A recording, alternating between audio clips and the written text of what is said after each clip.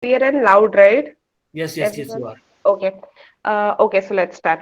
Good morning, everyone. My name is Divya, and I am a scientific manager for biochemical genetics. And in biochemical genetics, we mostly take care of all the biochemical related tests, which will be mostly involved in the field of inborn error of metabolism, some metabolic disorders, or maybe some disorders related to so on and so forth. So we do biochemical testing that is it's other than it's apart from genetic testings in a way that we don't go to the genes level, but yes, we do go to the proteins level and to the metabolites levels of it. Metabolites, to put it in a simpler term, metabolites are nothing but you can say small molecules which if there is a DNA and DNA is made up of certain molecules, then we study those molecules in details. It's that kind of study that we do. So when we say metabolites or proteins or enzymes, so these are something that basically build up everything that is there in your body, and we study the activity or the properties of such molecules inside a human body. So let's start. Today's topic will be newborn screening. Basically, newborn screening is the most basic topic that comes under biochemical genetics. In fact, it's the basic, you can say the most basic test that is done in Sandor because it's a screening test, first of all, and screening is just like a first step of you can say of a baby in this case towards life to see that everything inside the baby's body is functioning well and good, so that there are no chances of disorders or anything that can create further problems in life. So newborn screening will be the first test of it is actually called the first test of the child to make sure that the child will have healthy and healthy life ahead as he grows. So let's start with the introduction part of newborn screening. Akhilesh, please next slide. Okay, so basically going on the introduction part. So, why do we need to do the newborn screening test?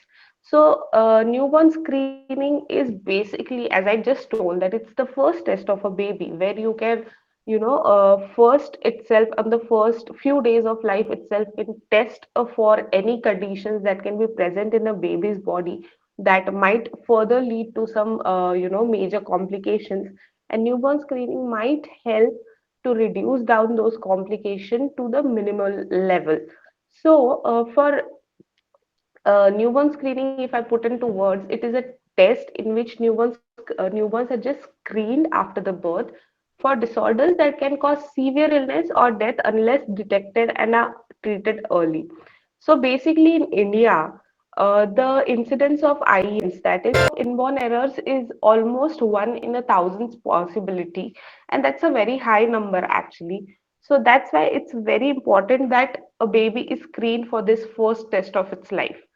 So in developed country, what happens is newborn screen is a part of daily healthcare routine. I mean, there you don't really have to go and suggest to them that you should do this test or do that test. Going towards that step, but still there are certain places you can say, or certain doctors or certain people still not aware of this test and the importance of this test. So what happens is there's still you still need to convince the doctors or the hospitals that why this test is to be done and why is it so important that for the baby, or convincing the parents to get the babies tested. So we can just say that it is still in a developing stage in India. Next slide, please, Akhilesh. Okay, so here are I just made a flow chart to just simplify for you people, you guys, that how do we distribute our newborn screening program. So newborn screening basically consists of 62 disorders in total, in which we have split them in three different parts, which is, let's start with NBS 7.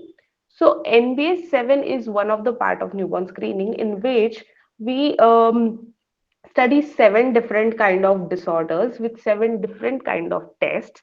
So these tests are further divided into three different groups, like major categories.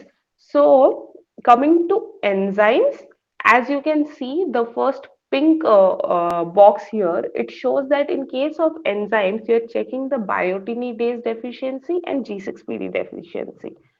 In metabolites, there is total galactose and phenylalanine. And in hormones, there will be 17-OHP, TSH, and IRT, that is 17 hydroxyprogesterone, thyroid stimulating hormone, and immunoreactive trypsinogen, respectively. So, why these are separately divided in the sense, in simplest words possible, I can just say that different tests will be indicative of different kinds of disorders, but these different disorders might belong to the same family. So that is why we have divided it into three different parts. So what happens in NBS 7 is you get three different major categories. Any of this, which I just mentioned, deficiencies or abnormalities in a patient through NBS 7. Now, next is hemoglobinopathies. Hemoglobinopathies, as you can just say the name, see that the name consists hemoglobin. It means these are the Divya, disorders. Yes, Divya, Sayed here. Sorry, yes, I'm yes. just confused. I just want to ask my team because, uh, guys, have you understand what Divya was saying कि newborn screening test है क्या क्यों करना है किसी को पता है can someone in the team because I just want this session to be very interactive rather than only listening. खाली Yes, सुनने yes, से please. ज्यादा है कि यार आप लोग पूछो और बोलोगे ना यार इसमें बहुत सारे नॉन साइंस के लड़के हैं I just want people to just listen कि ये लोग कितना न्यूबॉर्न स्क्रीनिंग का टेस्ट समझ पाए हैं तो गाइस सेल्स गाइस जो न्यू जॉइनिंग है can someone tell that what exactly newborn screening and why should we do Aman Amit Deepak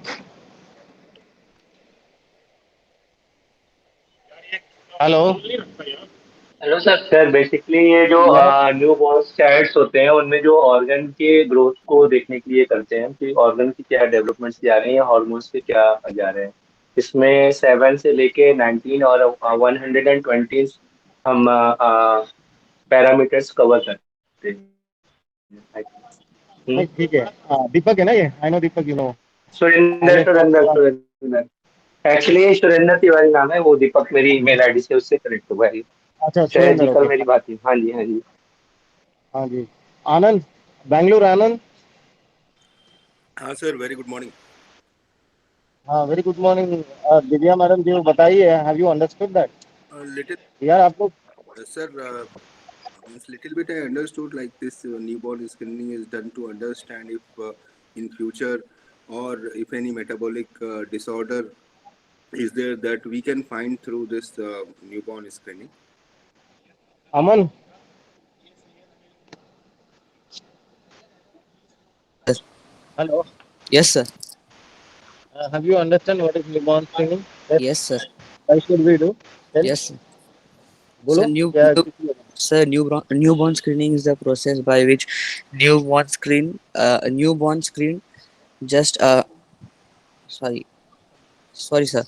Newborn screening is the process, sir, in which newborns are screened just after the birth for disorder that can cause several illness and नहीं death. तुम read कर रहे हो phone देख के अमन पढ़ो मत यार you need to understand newborn screening उन बेबीज को किया जाता है जो विदाउट एनी रीजन आईसीयू में एडमिट होते हैं जिसकी वजह से उनकी डेथ भी हो सकती है ये सिंपल लॉजिक है दिव्या मैडम ट्राई कर रही है कि तुम लोग को समझो कोई नहीं समझ रहा है please ask Divya is very talented girl she will tell you all this details again and again if you want but please use this session very interactive session guys आपको कुछ समझ में नहीं आता है stop madam and ask them ये लोग तुमको समझाने के लिए पढ़ाया जा रहा है पढ़ाने के लिए नहीं पढ़ाया जा रहा है अगर तुम समझोगे बेटर तो यू कैन प्रमोट बेटर तो सैंपल आएगा तो ये लोग का हमारे लैब में काम रहेगा तो इसलिए ये ट्रेनिंग दिया जा रहा है कि नहीं खाली सुनना नहीं है ना रीड करना है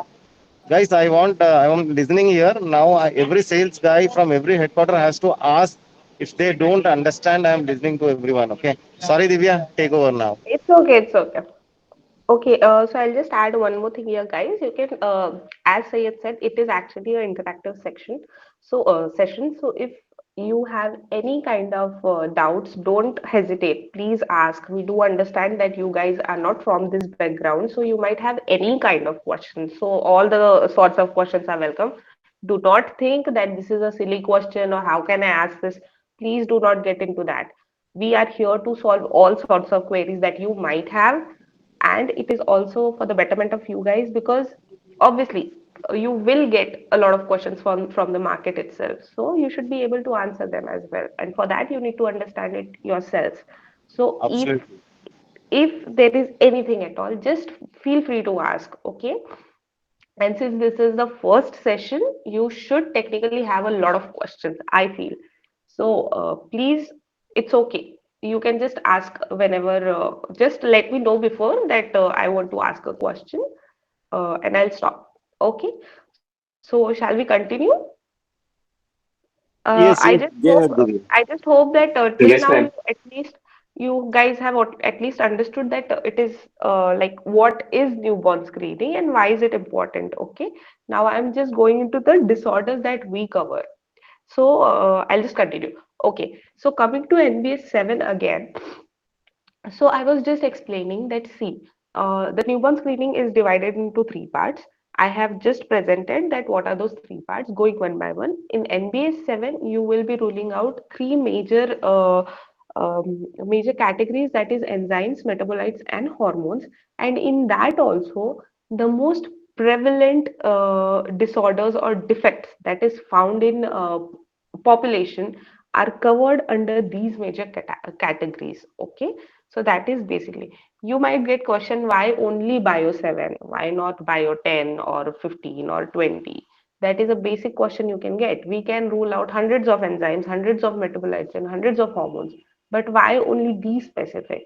So basically, the answer for that will be that these are the most prevalent. You find it in a very huge number when it comes to the population studies, or whenever these tests were developed, it was seen that these are the most common disorders or deficiencies that are found inside a baby.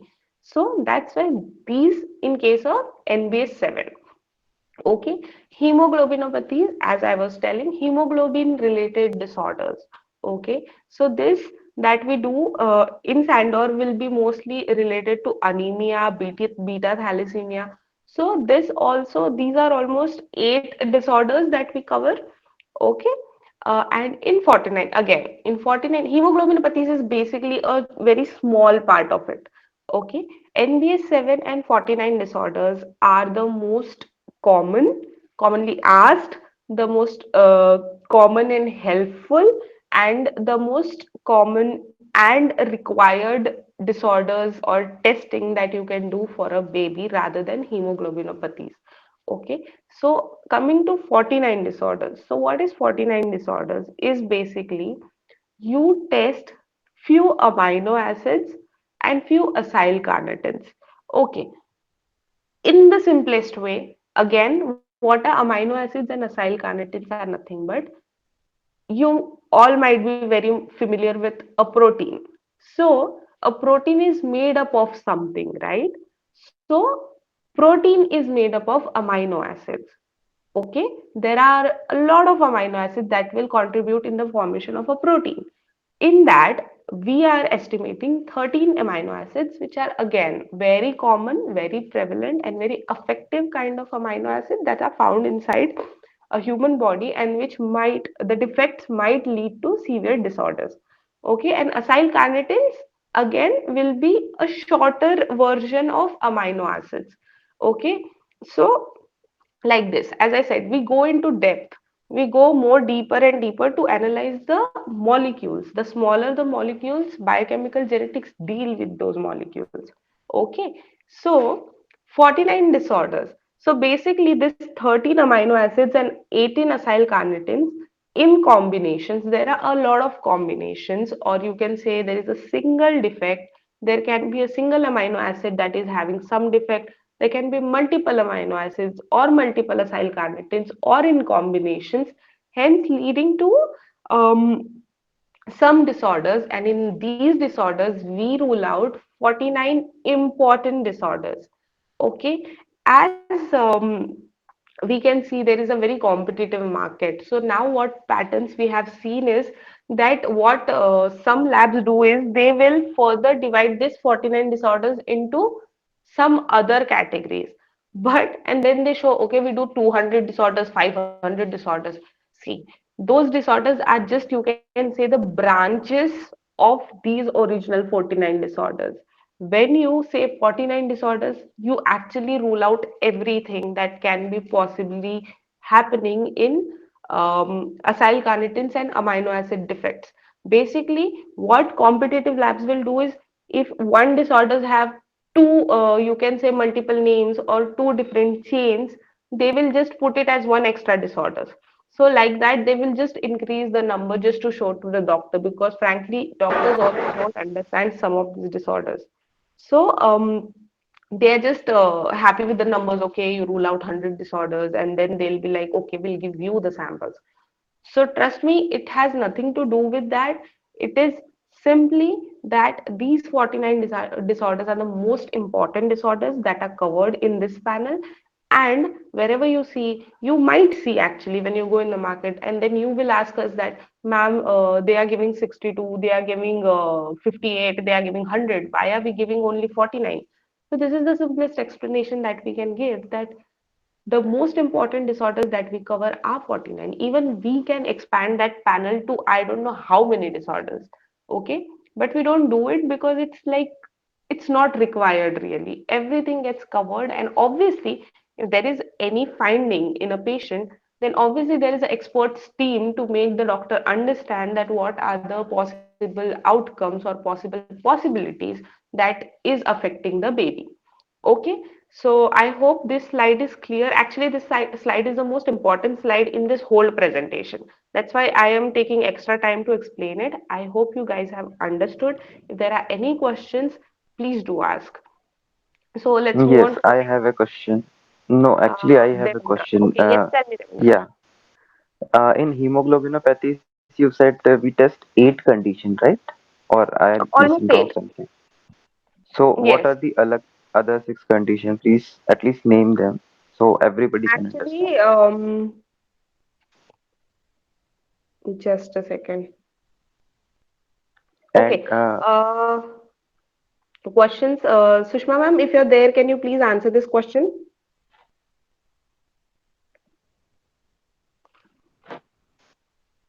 I think she is not there. So basically, okay, uh, one more thing.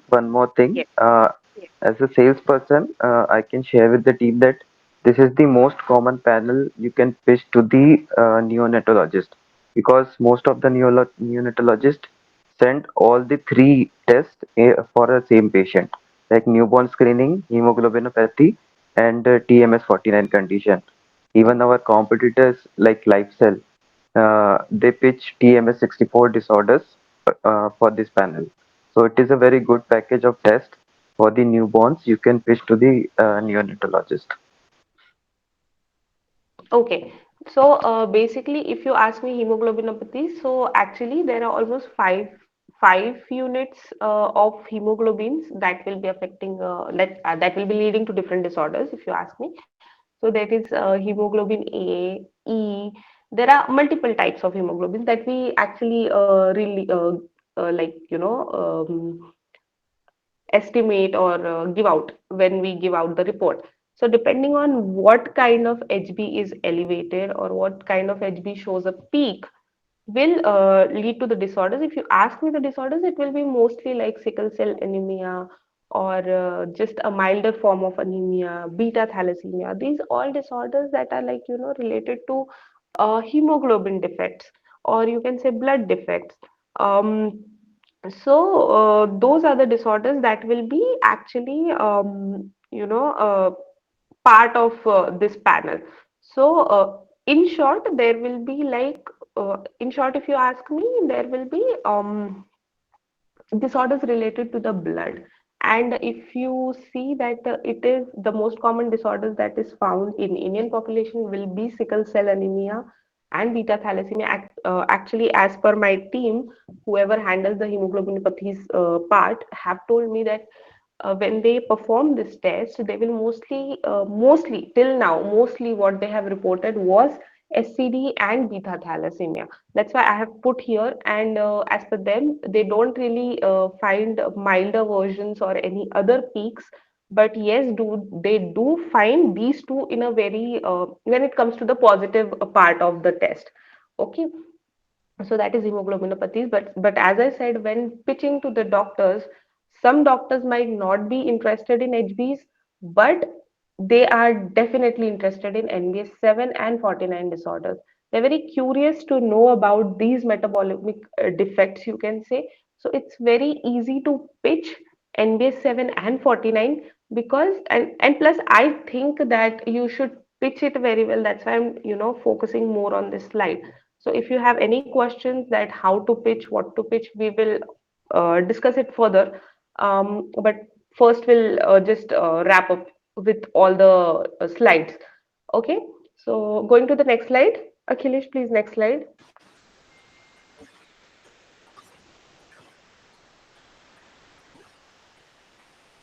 Okay. So coming to the next slide, um, let's start with a detail of the test that we do. So basically, starting with NBS 7, the methods used for the estimation of these parameters that I have just explained to you are either enzyme based or they are immunoassays. When I say immunoassays, they are like, you can say it's kind of a ELISA method. Is ELISA method is again a technical word. Immunoassays means there is an antigen or an antibody involved, which will be taking part in the reactions that are happening. Okay, so if somebody asks you that what are the methods that you use for the test, so please do remember that it's enzyme assays or enzyme-based immunoassays. Okay, and the second thing and the most important thing is that is these are kit based assays. Okay, so there are few tests that we can develop in house also, but it's like it's not really required because we have very good companies which provide the already made kits, and these kits have a very good reproducibility for results.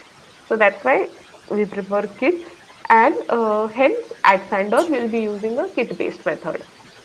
The principle of these operations are based on fluorometric or colorimetric principles of light. I don't know how many of you are aware of this, so I'll just explain it in short. So basically, this is like you will be using the principle of light, means it's literally the principle of light. That light at different wavelengths will give you certain readings, and depending on those readings, you will report the patient results. Simple. The operations are various scan lux by Thermo Fisher and Delcia Victor 2D by PerkinElmer. Okay, these two are multimode readers, kind of spectrophotometers, but on a very advanced stage. And these will be used to carry out the whole procedure. Next slide, please.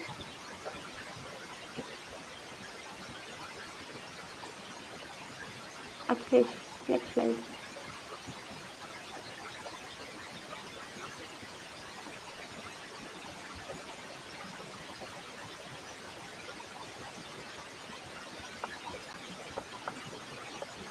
Divya, I have changed to the next slide. Can't you see it? Now it has come. Ah. Okay.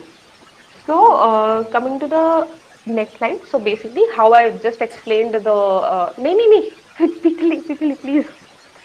Achilles, back, please go back. No, I have not changed anything. Sure? Yes, yes, it's still on the TMS 49 NBS 49. Okay, That's the okay. next slide, right? Yes. So, okay, just I think there is some network error or something. Acha, theek hai. Now it's fine. It's fine. So now again, just like NBS 7, coming to TMS 49. So TMS 49 will be working on TMS. When I say it is tandem mass spectrometry, because we will be using a spectrometry technique in this as well, but on LCMS platform known as MSMS, and it is a technique in which an instrument will be used which has two or more mass analyzers, and these are coupled together. So basically, TMS-49 in simplest word is carried out on LCMS platform, and LCMS is the full form is liquid chromatography mass spectrometry. So basically, this I did not purposefully put too much technical part into it, otherwise, because you guys will literally get confused if I go too much into depth of LCMS performance. So I just wanted to tell you the basic of it. So it is performed on LCMS platform, and I would suggest if you guys have time, please do read about LCMS, how that machine operates, just the basic of it, that what exactly happens in that machine. So that will be more than enough for you guys to just understand. Okay, in simplest word, if I want to explain the principle, I'll just say that there is a platform in which there are two mass analyzers, as the name suggests, mass analyzers. That means the procedure is based on mass. It will be working on how the mass mass affects or mass behaves, mass of that analyte will suggest you the presence of any disorder that is possible.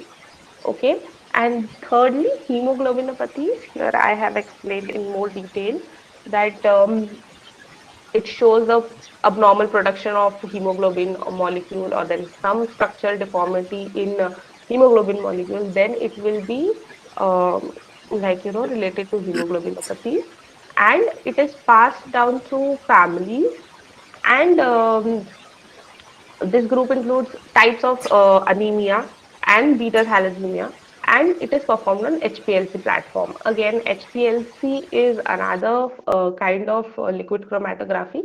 So it is high performance liquid chromatography, and yes, so the same again. If you have some time, please do read about HPLC, and I'm seriously saying that please try to read about HPLC, because a lot of times doctors will ask you this question that what technique do you use. So I want you guys to really tell the doctor that we use HPLC, and when they ask you what is HPLC, I think at least this is the basic question that you guys should be able to answer.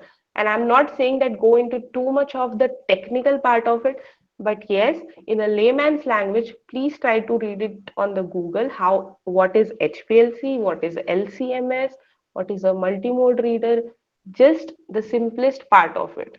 Do not get into too much technical details. So just try and read about. Next slide, please. HPLC is actually, what is it? High pressure liquid chromatography or high High performance liquid? performance liquid chromatography. Okay, shall we go to the next slide? Divya, can you just Yeah, tell yeah, me yeah. about this mass spectrometry? What exactly it is? Mass spectrometry basically, see, that is what I said. I did not put too much technical details into these slides. So basically, what happens in LCMS or any mass spectrometry technique is, uh, as I said, there are a lot of analytes that you are estimating, right? These analytes all will have different masses, you can say, or different molecular weights, you can say. So these, when you want to estimate them, you can't do it all together, right? So you have to analyze one single molecule. So what these machines do are at a very high speed, you can say, these machines have the tendency to detect the masses of different analytes at a different, you can say, retention time, you can say, or basically when you put it in the machine. So they just they just follow in a flow in such a way that the lightest particle will flow out first and the heaviest particle will flow out at the last. I am giving you the most simplest explanation so that everybody will understand, okay? So why is this happening is, again, the mass factor. That means the machine automatically makes sure that the lightest particles move out first and the heaviest particle will follow. So, as I said, if for example there are say 20 analytes or 15 analytes moving out of the machine, so if there are different analytes, obviously their mass will be different. So, what this machine does is they will start detecting the presence of any molecule or that molecular quantity in a patient sample based on how much heavy it is or what charge or sorry what mass it carries. Okay, so like that, that What is what is, is Divya? sorry, What is analytes?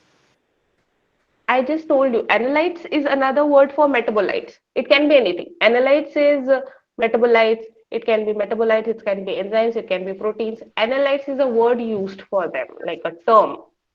Acha. Okay. Right. One second, guys. This is Sushma here. Yeah. Let me explain clearly about mass spec. And another, I couldn't talk. There was some glitch in my mobile which I'm operating. So mass spectrometry is nothing but a liquid chromatography. HPLC could be called as high performance liquid chromatography or high pressure liquid chromatography, right? So you have a liquid chromatography coupled with mass spectrometry. Mass spectrometry is nothing but amino acid or a acyl carnitine, which Divya has explained you in the previous slides, would be detected based on the charge of the molecule. So if you send an amino acid, say suppose you see glycine, alanine kind of analytes or amino acids in the report, right? So one alanine contains a mass of 169. So that based on that mass of that molecule, this mass spectrometry helps in detection. Got my point?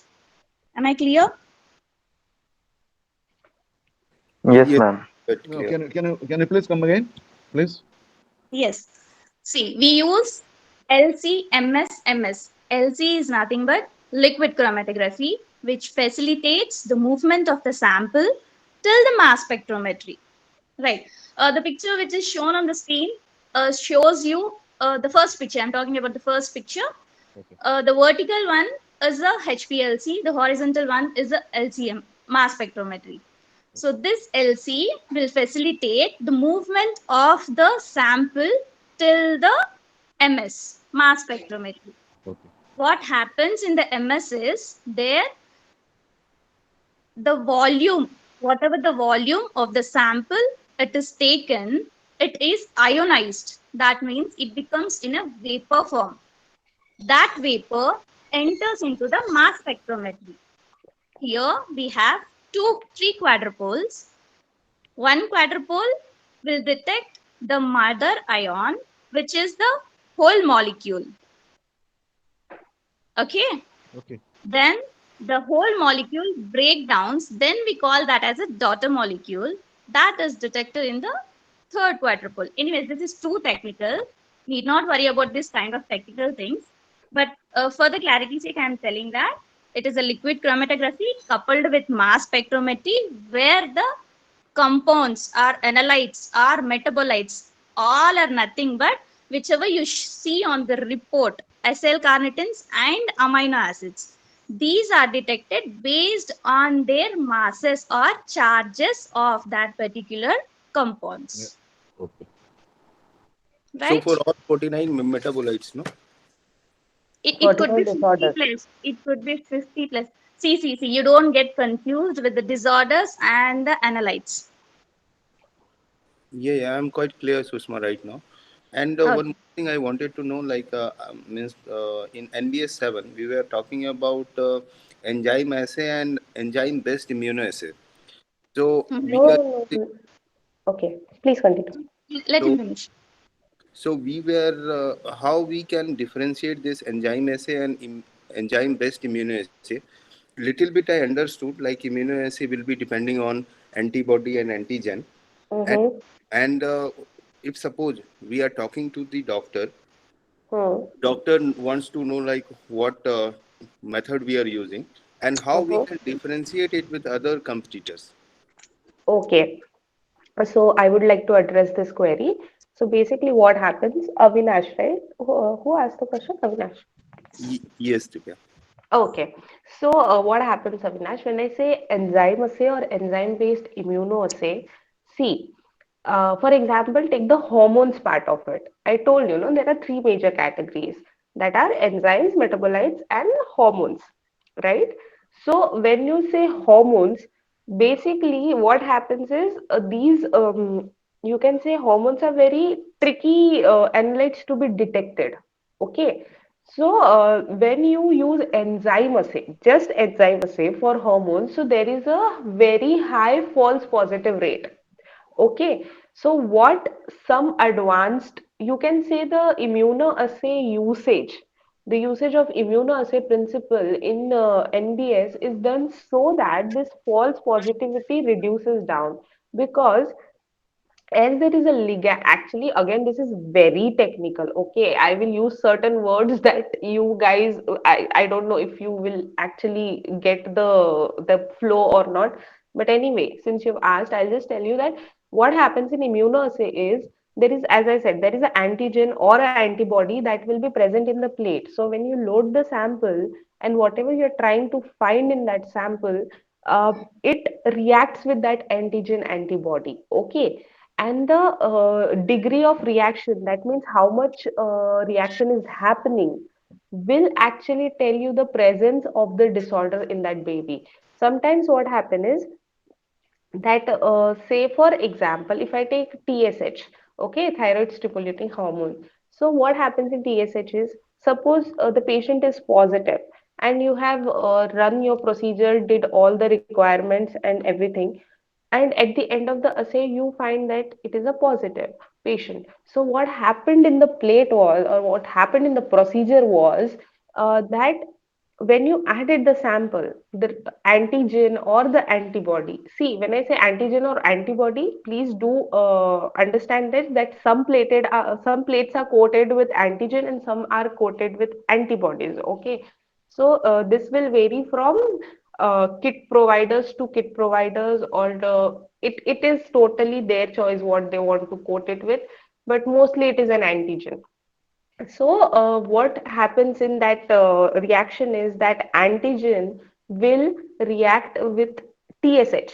In normal conditions, what it will do is it will form some bonds or something, due to which the additions that we do, the other additions that we do, and there are some signal generating molecules. So these molecules become free if the patient is normal. So what happens is the machine will detect those free photons, and hence you get a normal reading. But in case of positive patient is, since there are high levels of hormones, the reaction that should happen normally will be elevated at a very high level, because obviously the patient levels are high, right? So what happens is the light signal or the photons or the fluorogens that are generated here are generated at a very high quantity. Okay, hence simple, less quantity of photons, less signals. More quantity So of photons, when more you signals. yeah, Divya, when you talk about photons, photons are nothing but colors, I believe, or light. Yes, that is why I told you in the beginning that they work on the principle of light. At different wavelengths, different colors are generated, and these colors, see, when I say colors, I don't want to specify it as colors, because we are studying the entire spectrum of light. So when we say colors, it's just the visible spectrum of light. That means what we can see. But light is beyond that, right? It can be X-ray, it can be UV. So our machine has all those detectable factors. So that's why I say principle of light. I do not limit it to visible spectrum or anything. Okay. So some assays will be functioning on the UV spectrum of it, which is there but we can't see. Some will be operating on the colorimetric principle, that is again the visible spectrum. There will be a color generation, and some will be another kind of, they go into luminescence where you can see for example, when there is a fluorescence kind of, some light is generated, Yes, yes, yes, very bright kind of light. yes, So it varies from wavelength, what wavelength that molecule can absorb. As I said, these are kit based methods. So what the kit providers do is they will take some fluorogen. See, when I say fluorogen, please understand fluorogen is nothing here but photon, light emitting particle. These are the alternate terms for the same thing. Okay, so it is basically a light generating particle, a signal generating particle. Signal is nothing but light here, the emission that it is giving out. Okay, so what happens is they take the required enzyme or anything that they want to detect, and they will bind it with some fluorogen. In the reaction, when you are actually doing the procedure, the reaction is whatever they have binded together, that will react with your patient sample. For example, if you're seeing TSH, so they will bind this fluorogen with a TSH based antigen.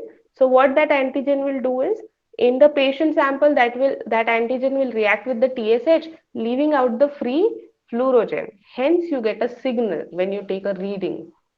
Okay, and as I was saying, the more the signal, the more the presence of any analyte, hence you can say that this patient is actually positive. Okay, so like that, I have tried to give you the most simplest explanation as I can. That's why I told you guys to please read about it, because when you read about it, it's very interesting to read, plus it's very easy to understand. It will go into very technical terms. That's why I actually did not even include it in the slides. But yes, if you want to know the basics, these are the basics. So when coming to the original question that you have asked, that what is the difference, so please remember some assays will be based on this antigen and your analyte coupling. Okay, this does not apply to all of the 7 parameters. Okay, few of them, and some are based on enzyme based. That means they will not have any antigen antibody, they will have a separate just a substrate, coenzyme or something like that. There will be a reaction happening, and then they will be giving you a reading, but the principle will be same. Substrate will be attached to some fluorogen, then that will react to the patient sample. This fluorogen will go free, and it will give you the signal. This is the simplest form of explanation I can give about this test. Yeah, thank Uh, you, Divya. And one more thing, like you were telling, like TSH, if it is positive, so how we will be understanding and whether this method can tell us like this particular patient is hyper TSH or Yes, hypo. yes, that is the point of doing the test. No, actually, our TSH is for hypothyroidism. There are two kind of thyroidism, right? But ours is hypo. Okay, so because the prevalence of again hypothyroidism is more than the hyper form of it. Okay, so what happens is, as I said, signal बहुत ज़्यादा generate हो रहा है. Okay, the signal is generating at a very high quantity. So that is what is showing that the hormone is present in more than sufficient levels.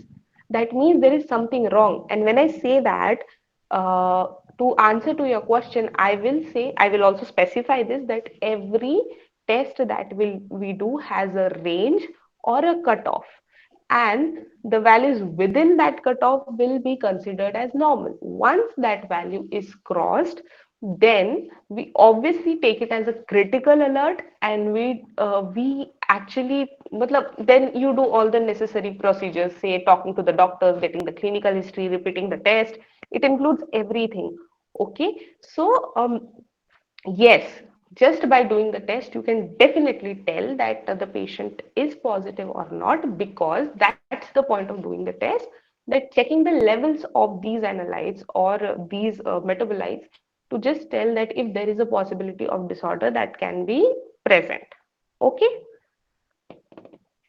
Thank you, Divya. Thank you. okay. Let's move to the next slide. Okay, so now this is another most important part of it: sample type and collection. This is a screening method. We do it on a dried blood specimen sample.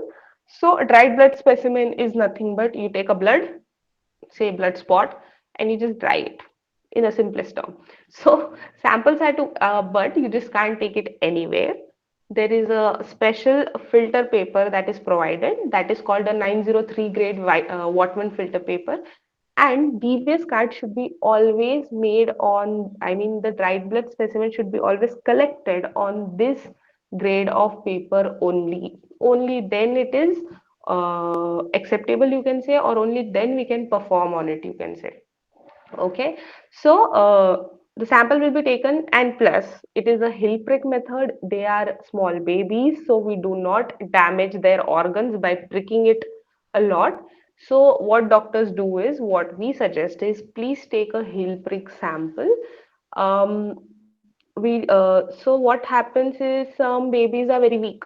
Okay, so in those cases, taking out the sample from babies becomes very difficult. Okay, in such cases, what doctors do is, they'll just use a syringe, like, there's an insulin syringe or a butterfly syringe. They'll use that to take out the blood, because since the baby is very tender, they just can't keep on pricking it, because these are such small creatures that you might even in fact hurt their bones or cartilages. We don't want to do that.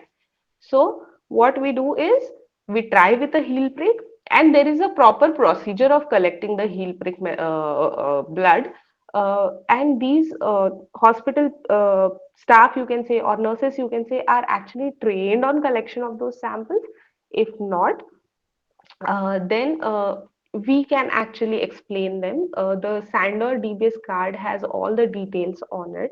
Whenever you guys, I don't know if you guys have that card or not with you, but I think it can be made available. You can just see on it that every details of sample collection is mentioned very properly and very clearly on our DBS card. Okay, so there is a very long procedure that you need to actually follow, but as I said, the hospital staff is well aware and well trained about it.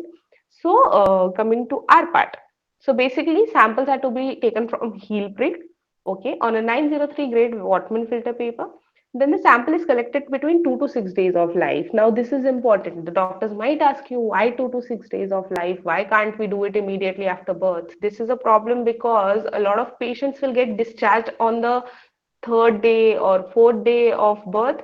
So doctors want like immediate responses. Okay, I want the sample to be taken immediately. No, please do not do that, because remember that the baby is just born, so there is some maternal influence, you can say, or maternal contamination, you can say, that the baby still has if it is just born. So to normalize this levels of all the analytes that we are actually estimating in a baby, it takes some time. So as per the guidelines, the time ranges between 48 hours to 72 hours. So we suggest, do not collect any DBS card before 2 days of life, because at the end, if there is any maternal influence in the baby, it will reflect in the patient's report, hence creating false positive results. Maybe false, it can be false negative also. So I'm just saying, it will give false results. There is a possibility of false results which we don't want. Hence, we follow the guidelines of collecting the sample minimum after 2 days. The minimum time is 2 days that you should take before collecting the sample. Okay, now third point, again, these samples are directly to be taken from patient's body. You cannot contain it in some vacuotainers or some sample collecting tubes, then taking from those tubes and dropping it on the card. No. Even if the if even if the doctor is using the syringe method, it should be directly from the syringe to the card. It should never go to any EDTA or heparin tube, because these are all chemical containing tubes. They have some sort of heavy chemicals inside of them. And when you add the blood to these tubes, this blood react with those chemicals. And when you further do spotting with it, it will definitely start interfering in your assays. And as I said, that even our assays are based on some reagents. Instead of reacting with the patient's samples, they start reacting with the chemicals in the blood, and hence the results are completely sabotaged. So we do not, at any condition, any cost, we do not suggest collecting samples from any kind of vacuotainers. It should be directly like blood to card, it should never not have any hiccup or or a stoppage at between. It should not. Um, it's okay if there is less blood on the card, but it should not come from any vacutainers. So approximately 60 microliters of blood has to be collected, and it is a single drop method. That means when you do a single drop of blood, the net quantity you can say is almost like it's approximately 60 to 70 microliters. It falls between that. That's why I've written you should not do multiple spotting. That is drop over drop. It should not be done. Single drop procedure. You just have to drop it on the card, a single drop of blood, and you have to let it spread on its own. So that is the correct way of collecting the sample. So this sample, this single drop will be approximately 60 to 70 microliters of blood. And when I say single uniform dot, that is what I'm saying, that a single drop at a time on a single spot, you're not supposed to put another drop on it or another spot on the same place. You should not do that. It should be a single spot on a single drop on a single spot. Okay. And how to dry the sample is they should be air dried, like naturally drying in a natural environment. You just take the sample, put it in a safe sterile place, and you just let it dry naturally. There should be no external heat sources used, because they will be like "Ki, okay, I collected samples, so now it will take 5 to 7 hours to dry, so I will just dry it with some blow dryer or some heat gun, I don't know." No, that is again not allowed, because it influences the viability of that spot, and we cannot afford that. Hence, we cannot dry it with any agent. You have to naturally let it dry, and it takes minimum 4 hours to dry. So, hence, you should not put the sample back in, say, envelope or packaging condition until the 4 hours have passed. Okay. If you are transporting it, please do wait for 4 hours minimum to let the sample dry, and then only you should start packaging it. Okay. So next slide, please. Hello. Yes. Ma'am, sometimes the blood will not come from baby, ma'am. Like the whole circle will not fill up with the one drop. So what we do the next step, ma'am? See, Abdul, that's what I'm saying. It's okay if you take two cards. Suppose the blood is very less, if it is directly Hilpic, so you are saying that the spot will be small, right? Yeah, yeah. So what we do is sometimes we do receive. Since the spots are small, what doctors do is they send us two cards for the same patient with small, small spots. Okay. Okay. But what happens is, as I said, if you do over spotting again and again and again, the Yeah. saturation of blood is changed. Yes, yes. Okay. And when you actually collect the sample,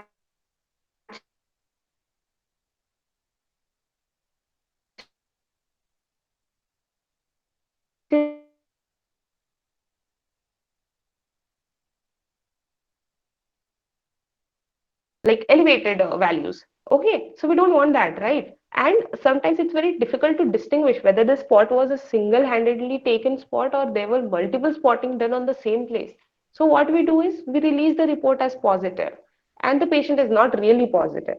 So the point is, if you take one single uniform spot, it is okay if the spot is small. You can send us two cards instead of one, but it should be saturated front and back in a uniform way. That is, a single drop falls on the card and then it spreads on its own in the front and back side both.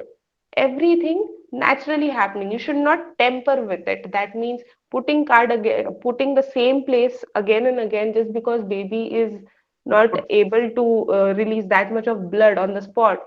You are not supposed to forcefully take the sample, because first of all such cards will mostly go for repeat. We ask them for repeat. We do not process such cards first of all, so it is anyway waste of your energy. And second thing, even if you process it, it has a very high false positive rate.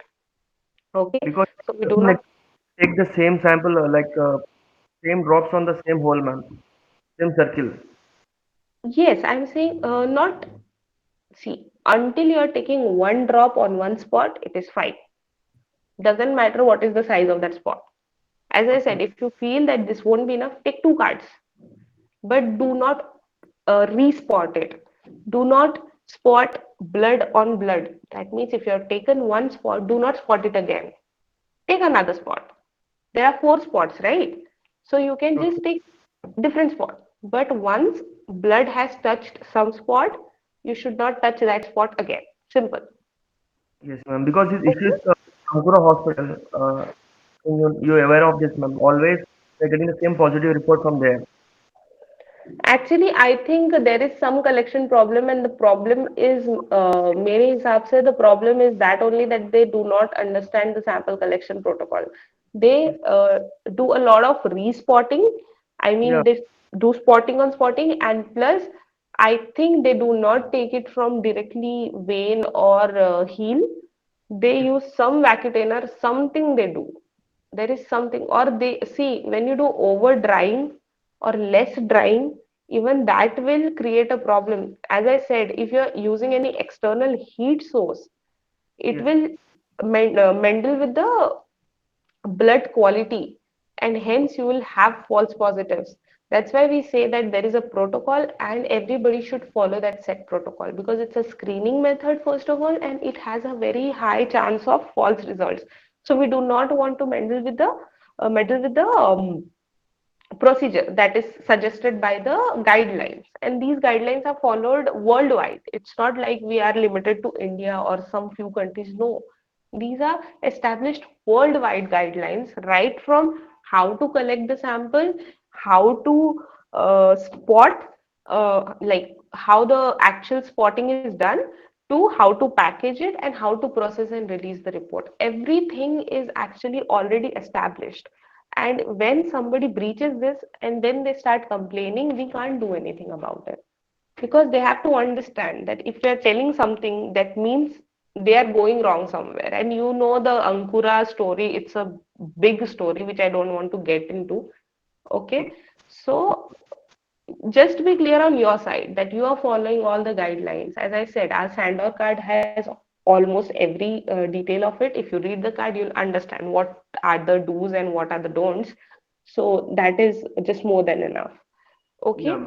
So just for you guys' reference, see, I have attached three photos here.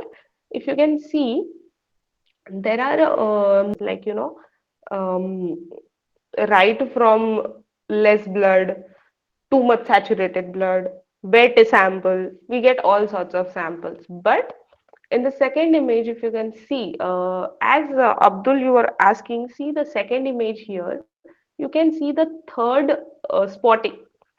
The third spotting, you can see the sample is less, but the spots are such uniformly collected. They are such beautifully collected spots. Yes. So if that is the case, we can adjust with it. But instead of sending one card, you can send two cards. Here there are just three spots. You can send us four spots. Okay, so like that also do. But yes, if the condition is the fourth condition, I mean the second image, fourth spotting, then it becomes very difficult, because if you are supposed to do seven tests, this single spot will go for a single test, and there are seven, so you can't really perform all the seven, right? So that also should be taken care of. And in the third image, if you can see, the first image shows how nicely the spots are collected. Like, the saturation is properly happening, such uniform laying of the blood. And in the same image, the second picture shows that the first spot was uniformly collected, but however, did not saturate properly on the backside. Hence, you can't call it a good spot, right? So when I say spotting, front and back, it should be the same. That is what a uniform spotting is called. Okay. So moving ahead to next slide. Akhilesh, next slide, please.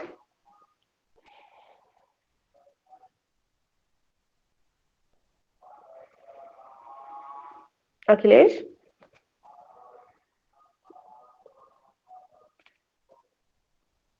Divya, Okay. Divya, I have changed it. Actually, I'm not able to see. Are you guys able to see the next slide? No. नहीं हो रहा है यार. हाँ अभी आया. Okay, so here basically, what are the test indications is actually this test has to be done for all the neonates because, as I said, in developed countries it is a routine test. You don't have to give any explanations or any big stories for this test. It has to be just done. So in India also, as I said, it is developing now. So you can just suggest that it is the first test of life for the baby, and they should all go for it, irrespective of patient has any condition or he doesn't have. It doesn't matter, they should all get tested. Okay, it is for their own good. So that's why primarily for all the neonates.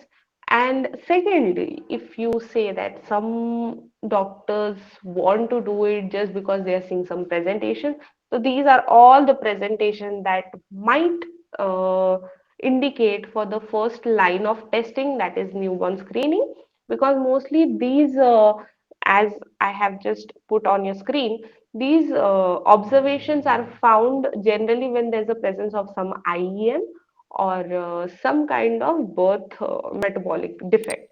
Okay, so you guys can just go through it. There is jaundice, feeding difficulties, hepatomegaly. Hepatomegaly is nothing but swollen liver. Okay, hepato, liver, megaly is nothing but there is a swelling. So, hepatomegaly is a swollen liver. Okay, there is vomiting, hypoglycemia, seizures, lethargy, irritability, and then multiple other things. Okay, so actually, there are more symptoms, more phenotypes, you can say, more observations, you can say.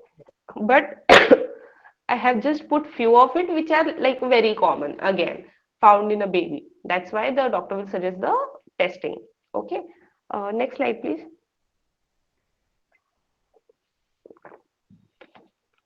Okay. So this is important. As I said, this is a screening test, okay? So screening test is never a final test. That means you can never conclude any results based on screening. That is, if any doctor does that, then maybe he doesn't know the basics of it. But a screening is not a final result. That's why we say that screening is just a screening. The word itself just suggests that you are just checking. You're not confirming, you're not finalizing, you're just checking if there is a possibility. Okay. But if there is any observation, then you have to further rule it out. So for that, those further ruling out steps, what do we do is, in case of any abnormal results of TMS49, we do have further, you can say, confirmatory tests, semi-confirmatory tests to rule out the possibility that we have given in TMS reports. So we can go for organic acid test, amino acid test. Actually, this test also you will get familiar with in future as we are going through these sessions. As these are a huge bandwidth of tests, we will surely explain you these tests also in details. So for now, just remember the name. Whenever there's a presentation on this, you can easily understand what actually happened in these kind of tests. Okay, so in TMS49, when there is an abnormal findings, so the confirmation part will include organic acids, amino acids, parallel plasma, and when we say parallel plasma and CSF glycine levels is they are done parallelly. That means you take CSF is nothing but cerebrospinal fluid. That is the spinal fluid taken out from your spinal cord. Okay. So they will get patient plasma also, CSF also, and they will run both the samples together simultaneously, and then they will release the reports. Okay. Then there is Terence, and at the end of the story, there is obviously genetic testing. That means you can first do the functional assays, go for the genetic testing, or you can go for the genetic testing and just to confirm findings, you can go for the functional assays. It can work both the ways. Okay. Functional assays are nothing but those are done on metabolomic levels. Genetic assays are done on genetic level. So that is the difference. If somebody asks that what is functional assays, so those are confirmatory metabolomic assays. Okay, they give you confirmatory results by estimating the levels. Okay. In genetic test, you go on the gene level. In metabolomic, you go on the molecule level. Okay. So that we can do in TMS-49. And NBS7, again, NBS7 is actually a vast collection of, it is a small collection of a vast category. Okay, so depending on what elevations you are finding, for example, if there is an elevation of metabolites, then again you will have some functional assays. For example, phenylalanine elevations is there, so you can again send it for amino acid test, which we do. See, the best part of Sandor is we do everything in house.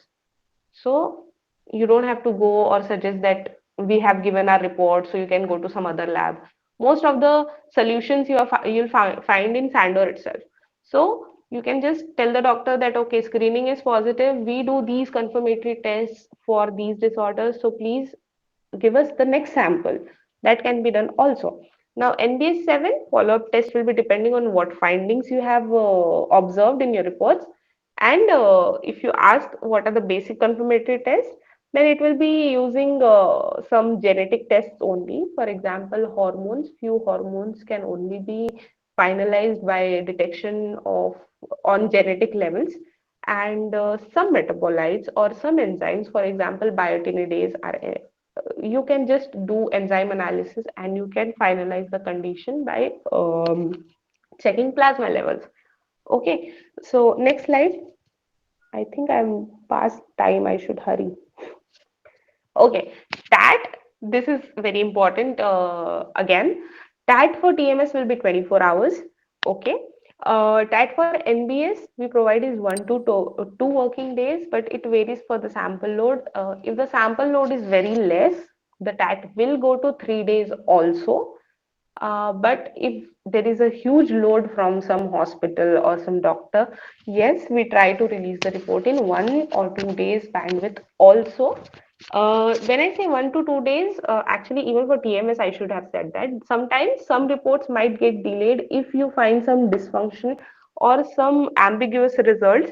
So instead of 24 days, 24 hours, it might become 48 hours also, but depends on patient condition. If a patient is showing some abnormal values, then we do reruns, and for that it will take some more time. But yes, that is informed to the doctor. Since you are the sales people, you will be the direct representatives to the doctor. Mostly our calls will go towards you guys, and you guys have to tell to the doctor that this report might get delayed because there is some ambiguity found and we are redoing the sample, we are rerunning the sample. Okay, so TAT will get affected in that sense also, and sample load also matters in case of NBS 7. So it will be 1 to 2 working days. Okay, that is the generalized stat. But if the load is less, then it can be 3 days also. If the load is more, it can be simple 1 day also.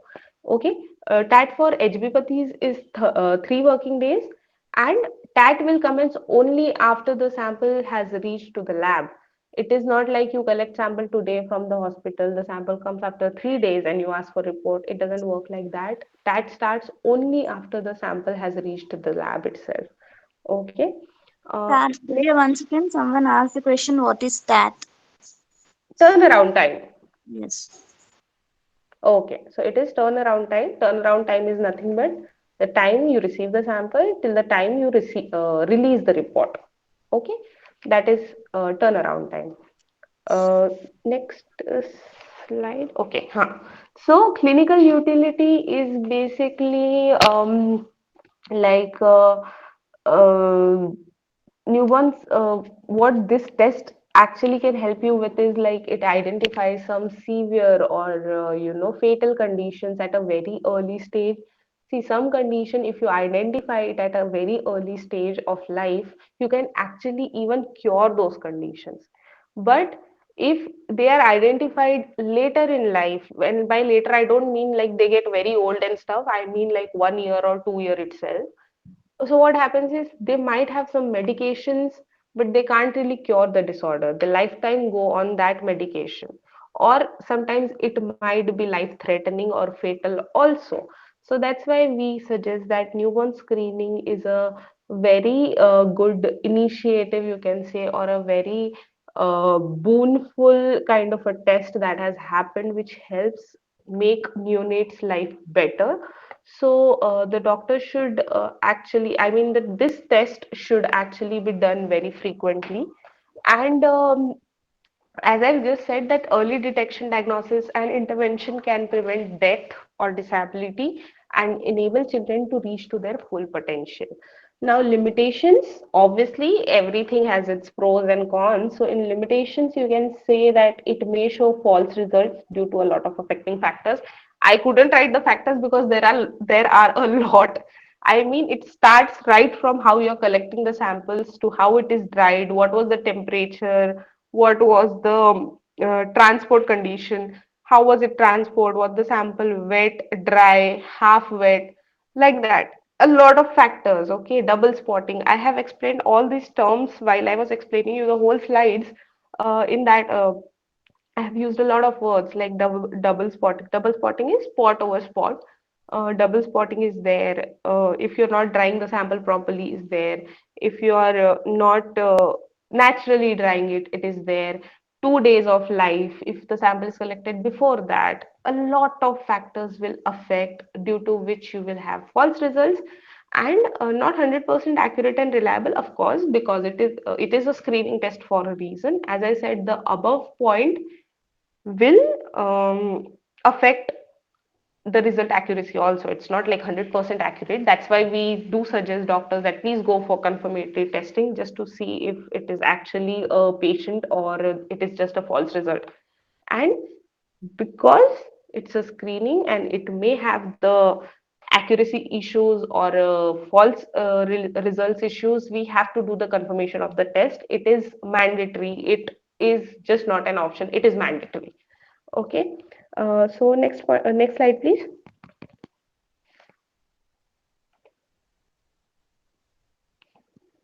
Okay, let's next slide. Okay. So I have just made a workflow of how the sample is received and then how it is like how do we treat the sample until the release of report. So I'll just give you an simplest overview. So basically the sample is received at the head office, which directly comes to the front desk. They will check the conditions and everything. If everything is proper conditions, matlab it was packed properly, it is received properly, there is no spillage or damage or anything happening to the card, then they accept the sample. And yes, the sample is not the only thing that we need. We need the clinical details of the patient, of the doctor, of every possibility there is, like right from clinical details to doctors contact details, everything, and that has to be mentioned in TRF. Okay. And if there is any clinical history, please do attach that. Do not forget clinical history. And the DVS card has a form on it. Please make sure that you fill the complete form. Do not leave any space blank. Okay. And then preliminary procedure is nothing but they'll register this sample. Okay. And they'll just transport it from the front desk to the concerned departments. Okay. Secondary procedure will be sample is received by the department technician. They will just check that the sample is fitting all the set criteria. Like, as I've said, it should not be damaged. It should be properly collected. The spot should be enough. It should be properly dried. They will check that everything is perfect. Then only they will finalize the sample for processing. Otherwise, they just register it and they reject it also. So rejection and acceptance will happen at the secondary level. Okay. Then there is, excuse me. Then what we do is we will process the sample. Obviously, it is within the limit of the TAD.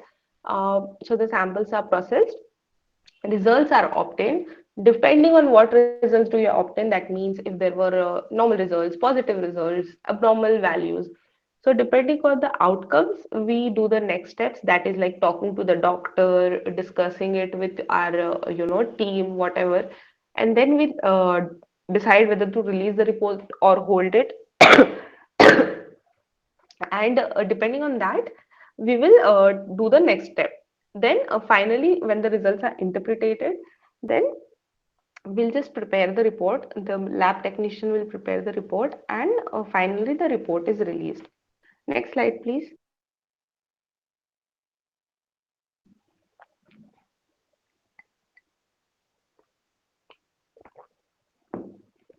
Akhilesh, next slide, please.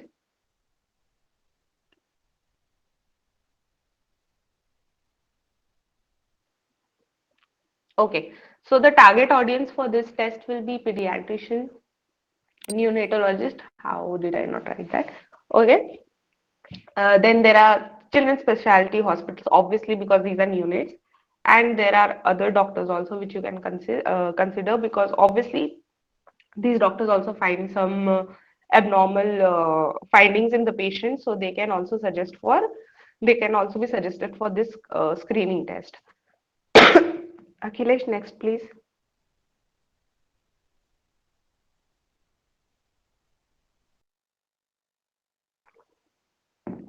Okay, so basically, Uh, what are our Part of the cardiologist doctor will prefer this one. actually few conditions are there which might affect your heart also. So yeah, you can.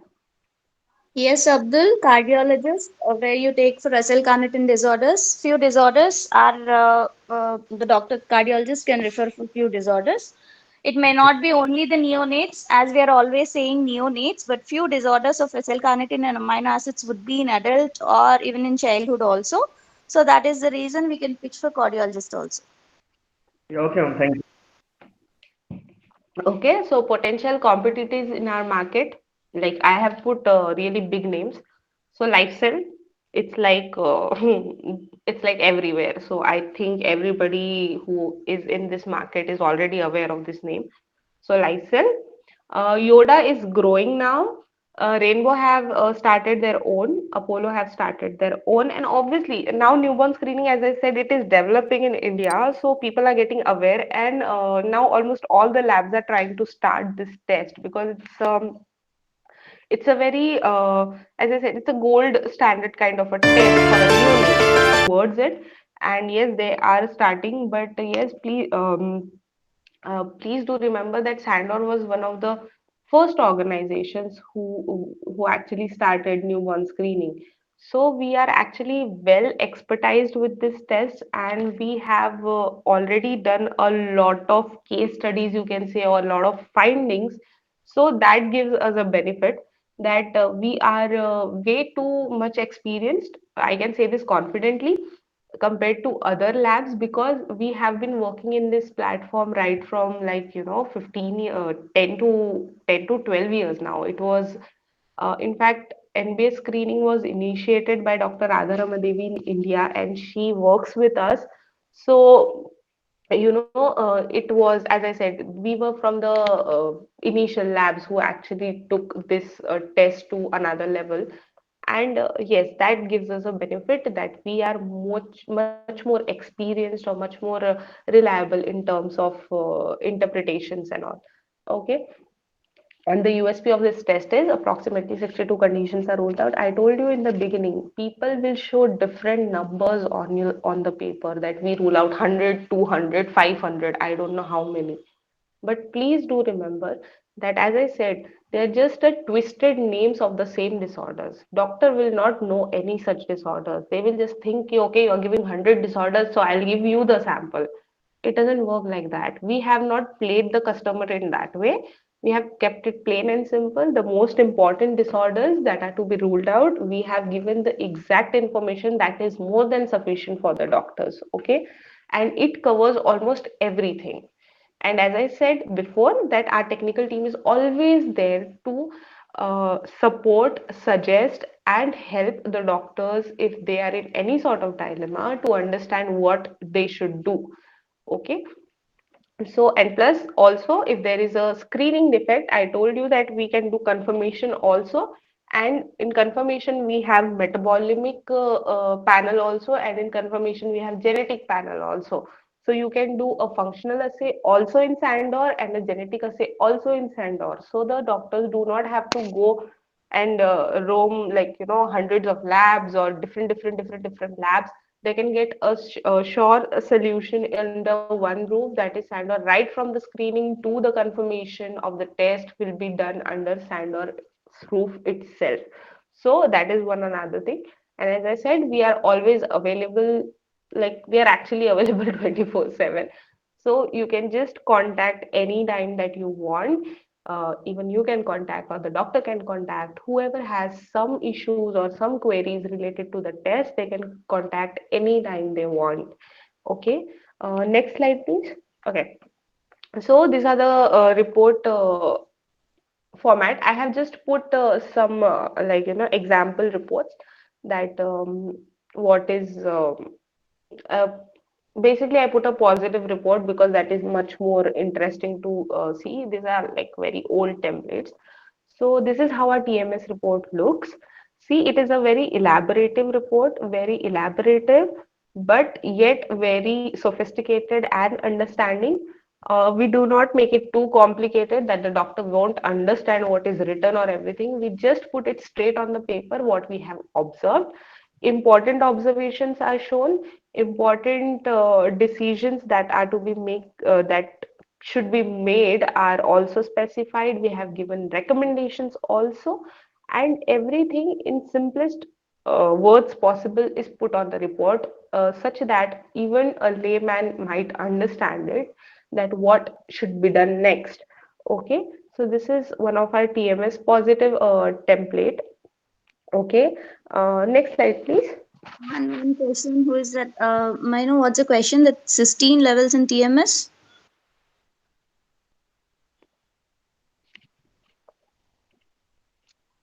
Where was that question posed from? Is that Kunal, Kunal? Kunal. Yes, Yeah, Kunal. so one doctor actually, we got a first sample, and he told me that aren't you checking for a cysteine level in TMS? So No, is it possible if any doctor specify for that? cysteine is not checked in TMS. Cysteine is checked in confirmatory test, that is plasma amino acids. Right, yeah. So that's what. But is it possible? Is it available separately in some pathology lab like Unipath cysteine? No, no, no. Do you have any idea? No, no, it is not available. It is only available with the amino acids. Wherever the amino acids are checked, cysteine is included in that. No routine Okay, diagnostics but will we have can't cysteine. in case of some, no, no. If any doctor specify that I want to see in a TMS, is it possible to include for that particular case? No, it is not. No kits has been provided with the cysteine levels to Okay. be measured. None of the kits in the Okay. market has Okay. Sure. provided the Thank you. cysteine analyte to be measured in TMS. Actually, Kunal, Okay. if the Sure. doctor really wants the cysteine levels to be estimated, you can just send a plasma sample directly to our lab. They can It do could it. be either plasma or urine, depending upon the disorder where they are suspecting. Probably it would be transport disorder only, so urine would be the suggestible for that. Urine amino acids would be the suggestible. Mm, okay. Okay. Sure. So, is there any cost difference between urine amino acid, plasma amino acid? Yes, yes. Yeah. You'll come to it in the next sessions. Okay. Okay. Sure. Okay. Thank you. Okay, next slide, Akhilesh, please. Okay, so this is our Bio 7 report. Again, I have just put a positive report here. So in this case, there is an elevation of thyroid stimulating hormone. So initially, when I think it was Avinash's question when he asked that how do you know that whether the patient is positive? So Avinash, as you can see in the report, we have a set cutoff of every parameter. Whenever that cutoff is exceeded or less than that, then we have to report the report as positive, the patient as positive.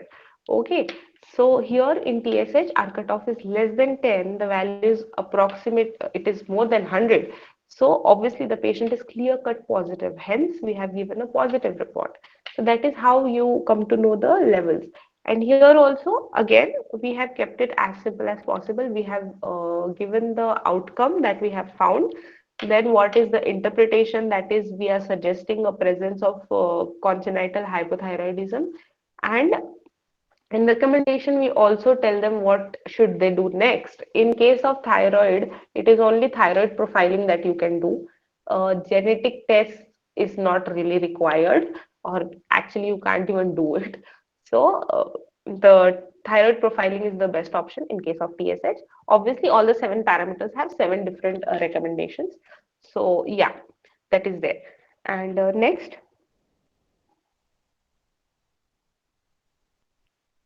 okay.